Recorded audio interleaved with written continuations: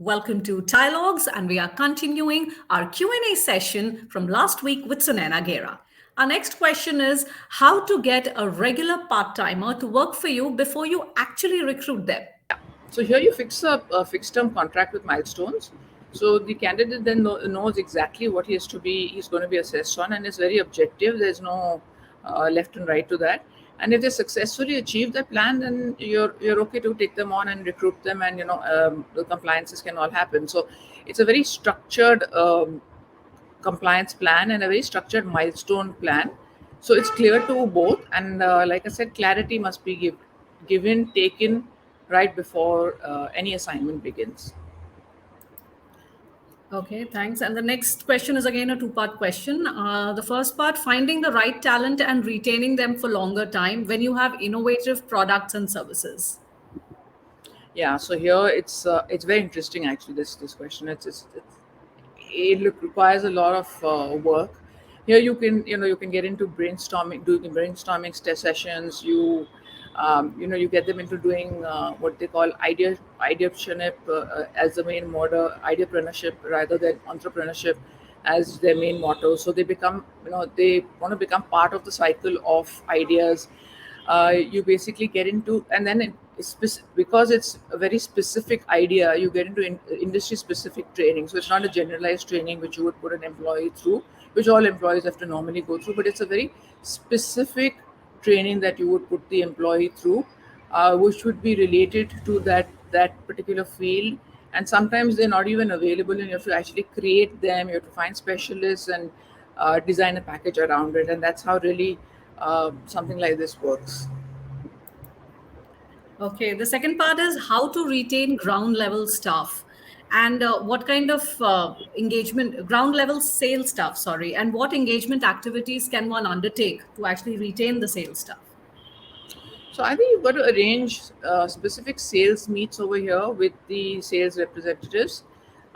They like connection, they like contact, they like communication. They don't want to just say I'm going out and doing my job and getting so much business, and it's just being reported and the bosses know, and whoever their hiring manager or their immediate hiring bosses, he knows. But they like to be part of the bigger structure. So for that, then you can have like a town hall with the sales head and maybe even the company owners. It makes them feel a lot more involved. They can even represent you as brand ambassadors again. So again, it makes them feel, like I said, part of a larger structure than just one single employee who's just going out in the market and selling a product for you. Other thing, of course, which everybody does is bonding exercises, workshops, regular reporting on the performance, a performance check. So maybe a quarterly appraisal system rather than half yearly, just to keep the employee, basically a more connection with the employee, and he then gets a fair picture of what he or she is doing and how he stands. Okay. The next question is for a startup with a team size of, say, 50 to 100, which policies are important and what kind of employee initiatives should be encouraged? Yeah, so a combination of everything works. Like I said, the one is of course the ESOPs and it's the salaries, and if a specialist required, then so here what happens is you have obviously the external recruiters and the internal recruiters. The internal recruitment team is the people you employ internally, and the external recruitment teams will be companies which do recruitment for you. I think the combination of both is very important, and the reason for this is your internal checks of what type of candidate you need is something only an internal recruiter would know. Then of course there's the scheduling piece, and then there's of course the piece where the feedback, somebody has to relay feedback between the external consultant and internal teams. So for that purpose, the internal recruiter is very important. They have a very clear picture of the job description, and sometimes that's not communicated to the external consultant. It's great to have an external consultant on board because they are obviously specialists in what they do. They have huge data banks. They know how to work with the candidates in terms of convincing them. And there have been times where the companies have not been able to close a role for like say 6 months at a time. And when you go to an external recruiter, because of maybe they specialize in that field or they have that large data bank, they've been able to close it like in a month's time. So I think a combination of both works, really speaking. Okay. Picking up from what you mentioned is the second part. Is it important to have a full-time recruitment specialist or hire a recruitment agency? Yeah, I think I answered the second part first. I think I should go back to the first part now. Mhm. So, as far as policies are concerned, I'm going to answer the first part now. Sure. Policies are concerned, there are lots of them. One can just Google them. There will be a lot of compliances that one has to undertake, and for me to get into like each individual policy is obviously that difficult because they're very formulated, they're very structured, they're all available on the net, and one can get hold of all the compliances, and they also differ from company to company. Some companies may choose not to follow such certain compliances, but this will come out in your HR manual. And I think I've answered the second part of the question already.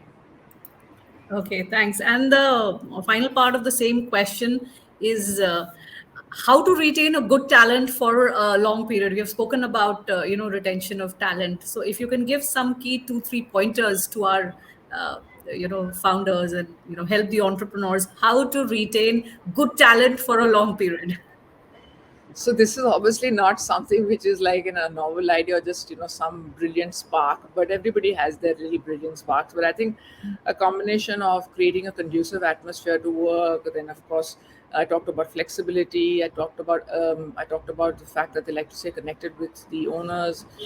I talked about the entire incentive structure, the leadership attitude. The leadership attitude makes a big difference. So what happens is if the leadership is that much more progressive, and it's not like a mom and pop shop, and it's a corporate house, and you have a very clear hierarchy. You know what your roles and responsibilities are. Employees like that situation, so then they know clearly where they stand in the whole framework, and there's no ambiguity there for them. I think, like I said, also flexibility is important for them.